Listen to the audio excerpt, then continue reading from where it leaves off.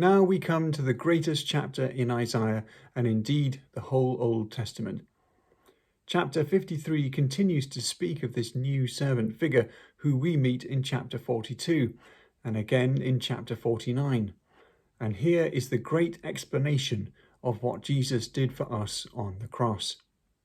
I say explanation instead of prediction because although indeed this passage speaks of what is to come, and so showed the disciples and first Christians that God had foreordained all these things, yet perhaps the greatest value of this text is that it explains the meaning of Christ's work.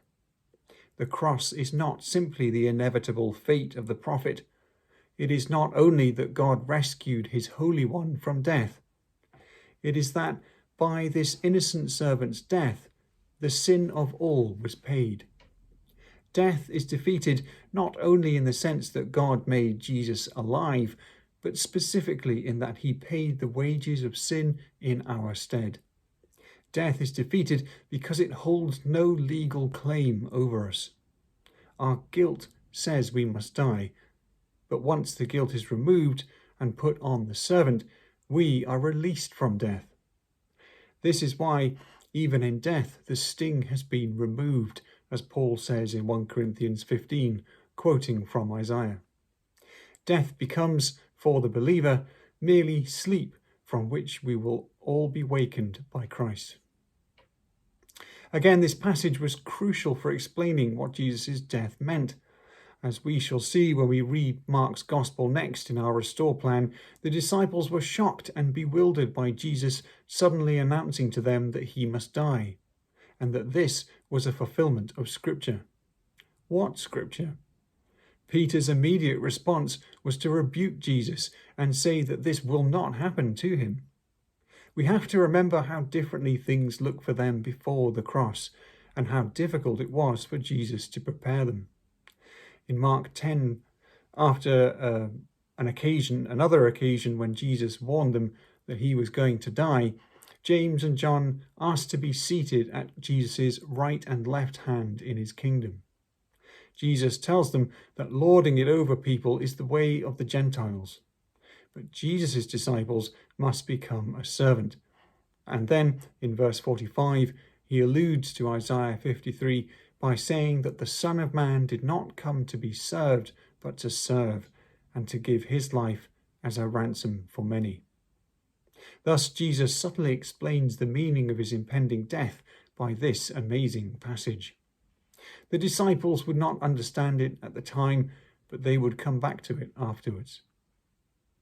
Another memorable appearance of this passage is when, in Acts 8, Philip is told by an angel to meet the Ethiopian eunuch who is trundling along in his carriage. The eunuch is reading Isaiah 53, and he asks Philip in verse 34, who is the prophet speaking about, himself or someone else? Philip explains who this someone else is, and the man is baptized. Of course, much more could be said, but I will skip straight to Revelation 5. John, who is now transported to heaven, sees one on a throne with a scroll in his right hand, sealed with 7 seals. No one is found worthy in heaven or earth or under the earth to break the seals and open the scroll. At this, John weeps bitterly, but he is reassured by an elder who tells him that the Lion of Judah, the root of Jesse, referring to Isaiah 11, has conquered, and so can open the scroll. But instead of seeing a conquering lion, John sees a slaughtered lamb.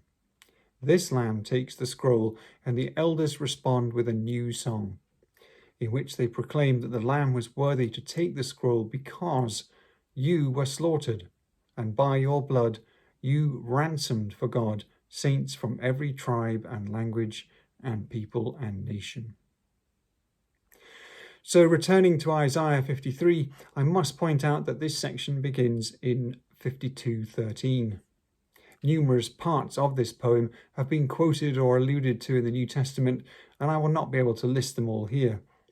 For example, when Jesus speaks in John's Gospel about being lifted up as a way of referring to his death, he is alluding to Isaiah 52:13.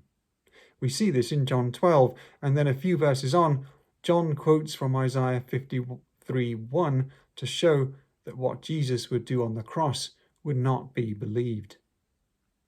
But the crucial verses are 4 to 6. It shows how the death of the servant was on our account. It shows that his death is a work of God, that is God's doing that this servant dies in our place, and that all our sin was laid on him. It also shows that by taking this punishment in death, we are healed and made whole. He is killed so that we might live. Verse 9 makes it explicit, though it was already clear before, that this is the death of an innocent one. He dies not for his sin, but for ours. Verse 10 calls his death an offering for sin, which God himself makes. Verse 11 again says that he will bear our iniquities, and verse 12 says that he was numbered with the transgressors in death, meaning that he did not belong there, but in this way bore the sin of many and made intercession for them. Finally, the resurrection is also implied here in verses 10 to 12. The servant will see his offspring and have his days prolonged, and out of his anguish he will see light. Turning now briefly to chapter 54, the Lord addresses Zion to comfort her and encourage her. There is the promise of growth and abundance again. Jerusalem is pictured as a divorced and broken woman without children. The Lord reassures her that even though he did cast her off, he will be her husband again and will never abandon her. The wonderful conditions of peace and righteousness, where there is no longer anything to fear, together with the imagery of walls of precious stones, look forward to the new Jerusalem described in Revelation.